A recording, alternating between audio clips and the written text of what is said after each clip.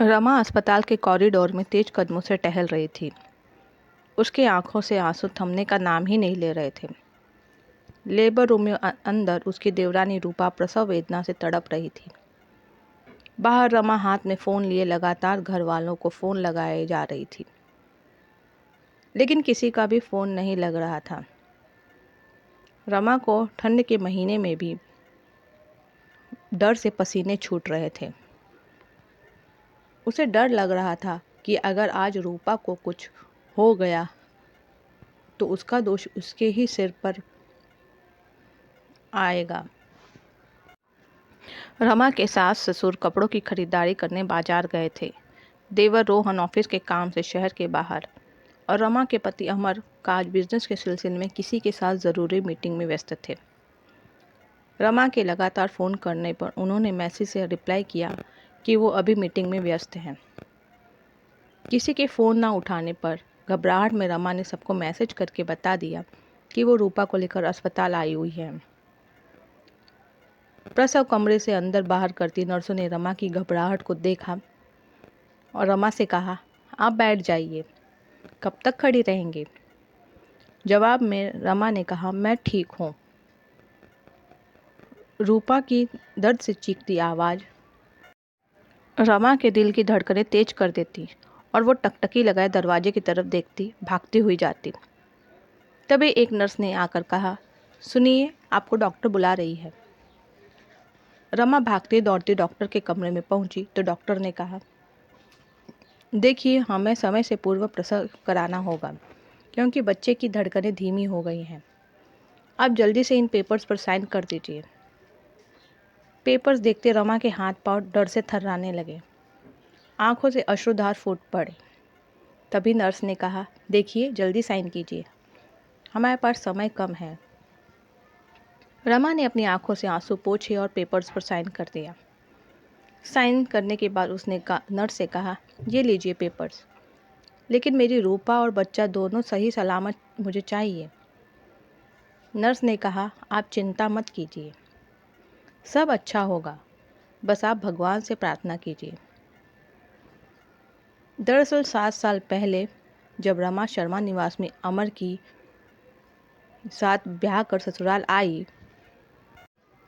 तो सब बहुत खुश थे, खासकर उसकी सास गीता जी, क्योंकि रमा अपने साथ उनकी मुंह मांगे ढेर सारे दहेज के साथ आई थी। जैसा जितना और जो जो चीज़ें उन्होंने मांगी थी सब कुछ चुन चुनकर रमा के पापा ने उनको दिया था। सासू माँ ने ससुराल के कार्यों की सारी जिम्मेदारियों को उसको ऐसे सौंपा जैसे सब कुछ उसके ही जिम्मेदारी थी। उस बिना उफ किए हमेशा घर के एक एक काम किए। शादी के ठीक 2 साल बाद उसने 2 जुड़वां बेटियों को जन्म दिया, लेकिन बेटियों के जन्म के समय डॉक्टर ने परिवार वालों को बताया कि वह अब दोबारा कभी माँ नहीं बन पाएगी, जिस घटना ने उसके पूरे जीवन को बदल कर रख दिया। पोते की आस लगाए बैठी गीता जी अब रमा को अपशगुनी मानने लगी। वो उसकी बेटियों को भी कभी कभी प्यार से गले न लगाती। अमर को ये बात बहुत अच्छे से पता थी, लेकिन वो हर बार रमा को ही समझाता, कहता, रमा, तुम माँ की बातों को दिल से मत लगाया करो, देखना समय के साथ वो भी बदल जाएंगे, तुम बस धैर्य रखो। रमा का देवर रोहन उसका बहुत सम्मान करता था। वो उसकी दोनों बेटियों को भी बहुत प्यार करता था और जब भी अपनी माँ को उनके साथ दुर्व्यवहार करता देखता तो अपनी माँ को टोक देता। कुछ सालों बाद रोहन की शादी तय हो गई। रोहन की शादी की खबर सुनकर रमा बहुत खुश थी, लेकिन उसकी खुशी पर ग्रहण तब लगा जब उसकी सास ने उसे शादी की रस्मों में सामने आने से मना कर दिया। गीता जी ने रोहन की पूरी शादी के दौरान रमा को रसोई से बाहर निकलने नहीं दिया। शादी में आते रिश्तेदारों के बुलाने पर भी वो कोई ना कोई बहाना बनाकर उसको अंदर ही कर देती। ये सब देखकर रमा खुद भी जानने से बचती, क्योंकि उन्होंने रमा को सख्त हिदायत दी थी कि उसकी परछाई भी उनके बेटे बहू पर ना पड़े। उसकी देवरानी रूपा घर आ गई। दोनों देवरानी जेठानी में खूब जमती। शादी के 1 साल बाद रूपा जब गर्भवती हुई तो उसके गोद भराई के समय गीता जी ने रमा को अपने कमरे में बुलाकर अकेले में कहा, सुनो रमा, बड़े बुजुर्गों ने कहा है कि बाज का तो मुंह भी देख लो, लेकिन निर्वंशी का तो चेहरा देखना भी पाप है। इसलिए मैं चाहती हूँ कि तुम रूपा की गोद भराई से पहले अपने मायके चली जाओ, जब तक कि रूपा बच्चे को जन्म न दे दे। तुम यहाँ मत आना, कहीं ऐसा न हो तुम्हारी छाया उस पर पड़े और कोई अपशगुन हो जाए। और हाँ, अमर को ये बात मत बताना, उससे कोई भी बहाना कर देना। उसका जब मन चाहे तुम लोगों से मिल सकता है। आखिर तुम्हारा मायका कौन सा दूर है, एक ही शहर में है। जब जी चाहे तुमसे और बच्चों से मिल लेगा। रमा उस दिन इतना रोई जिसकी कोई सीमा ना थी। उसने कभी सपने में भी नहीं सोचा था कि बेटे को जन्म ना देना से उसका इतना अपमान होगा। रमा अगले दिन अपने मायके चली गई। रमा को यूं अचानक आया देखकर उसकी माँ ने पूछा, अरे अचानक बिना बताए क्या बात है रमा, सब ठीक तो है? रमा ने कहा, हाँ माँ, सब ठीक है, बस आपसे और पापा से मिलने का मन हुआ तो चली आई। पापा कैसे हैं? ठीक ही हैं बेटा, आज 6 साल से बेड पर है, क्या कहूँ। हाँ माँ, रमा के पिताजी को उसकी शादी के बाद ब्रेन स्ट्रोक आया और उनका पूरा शरीर लकवाग्रस्त हो गया, जिस वजह से रमा अपना दुख अपने मायके में भी अपनी माँ से नहीं कहती थी। एक छोटा भाई था तो वो कितनी और किस किस की जिम्मेदारी उठाता। अगले दिन ही उसके फ़ोन पर रूपा का सुबह 10 बजे फ़ोन आया। उसने उठाकर हेलो कहा तो उधर से उसे रूपा के दर्द से कराहने और रोने की आवाज़ आई। क्या हुआ रूपा, सब ठीक है? तुम रो क्यों रही हो? रमा ने घबरा के पूछा। भाभी, अभी मैं आपको कुछ नहीं बता पाऊंगी, बस आप जल्दी से घर आ जाइए। रमा ने अपनी माँ से कहा, माँ आप इन दोनों का ख्याल रखना, मैं अभी आती हूँ, आकर आपको सब बताऊंगी। ऑटो से रमा घर पहुंची तो रूपा दर्द से कराह रही थी और घर में कोई भी मौजूद नहीं था। रूपा को लेकर घर में ताला लगाकर रमा अस्पताल गई।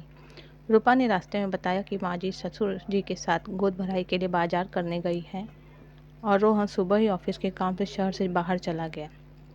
रूपा का अभी 7वां महीना ही चल रहा था, तभी नर्स ने रमा के पास आकर कहा, मुबारक हो, बेटा हुआ है, लेकिन अभी प्री मैच्योर होने की वजह से उसको अस्पताल में हमारी निगरानी में रखना होगा। नर्स की आवाज़ से रमा यादों से बाहर आई। इतने में सभी घर वाले भी वहाँ आ गए। गीता जी ने आव देखा न था, उन्होंने सबके सामने अस्पताल में रमा के गालों पर 2 थप्पड़ लगा दिए और कहा, अपशगुनी कहीं की, खुद तो बेटा जन्म नहीं पाई तो देवरानी की खुशियों में भी आग लगा दी। मना किया था ना तुझे आने से। अपनी माँ के बर्ताव को देखकर अमन ने गुस्से में कहा, माँ ये क्या तरीका है, आपने रमा को मारा क्यों? आखिर उसकी गलती क्या थी? सिर्फ यही ना कि उसने रूपा की मदद की। तू चुप कर जोरू का गुलाम, तू तो इसकी तरफदारी करेगा ही। तभी वहाँ नर्स ने आकर रमा से कहा, आपको डॉक्टर अंदर बुला रहे हैं। गीता जी ने कहा, मैं जाऊंगी अंदर और तू चुपचाप अपने मायके जा। गीता जी रोहन को साथ लेकर अंदर डॉक्टर के कमरे में गई। उन्हें देखकर डॉक्टर ने कहा, अब माँ और बच्चा दोनों खतरे से बाहर हैं, लेकिन अभी दोनों को ही बहुत देखभाल की ज़रूरत है। हमें बच्चे को कम से कम 2 महीनों तक NICU में रखना होगा। इसके लिए आप सबको बहुत धैर्य रखने की ज़रूरत है। ठीक है कहकर जैसे ही डॉक्टर के कमरे से गीता जी बाहर निकली, उनका पैर फिसला और वो अस्पताल में ही गिर गई। उन्होंने उठने की कोशिश की, लेकिन वो उठने में असमर्थ थी और दर्द से वो रोने लगी। डॉक्टर ने पाँव का एक्सरे और चेक करके बताया कि पाँव फ्रैक्चर हो चुका है, 1 महीना बेड रेस्ट करना होगा। अब रमा के ही कंधों पर सारी जिम्मेदारी आ गई। वो रोज़ घर के काम खत्म करके रूपा और सास दोनों का ख्याल रखती। 1 सप्ताह बाद रूपा को छुट्टी मिल गई। लेकिन बच्चे अस्पताल में ही था। अब वो रूपा को साथ लेकर रोज बच्चे को देखने जाती।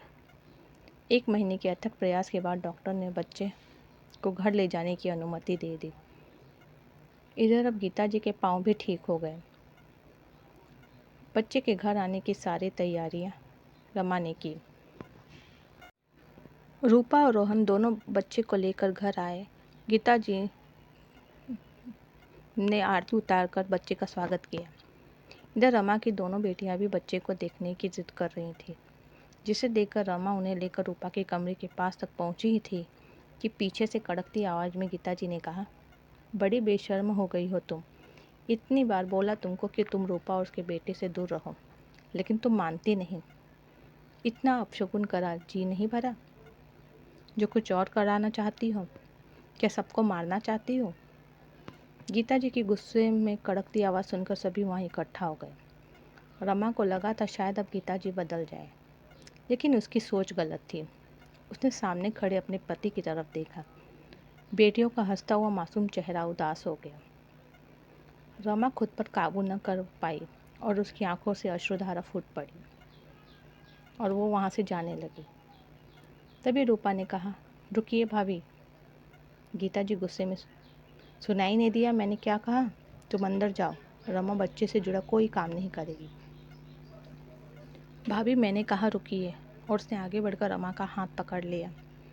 भाभी यूँ चुप रहकर रोज़ रोज़ अपमान सहन करने से कोई नहीं बदलने वाला, इसलिए आपको बोल रही हूँ कि अब बिना बोले काम नहीं चलने वाला।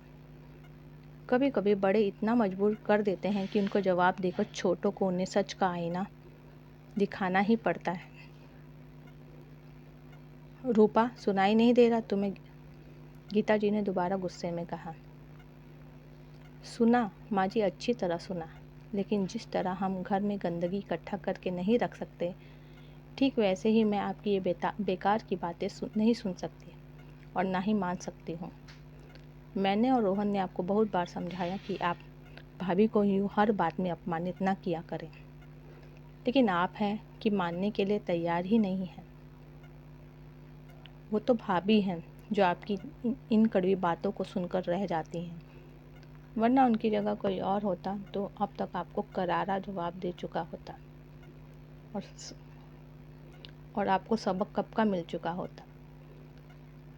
आपका तो मुझे अब नहीं पता, लेकिन मेरे लिए मेरी जेठानी कभी अपशगुनी नहीं थी और ना रहेंगी, बल्कि मेरे और मेरे बच्चे के लिए तो वो जीवन दाता है।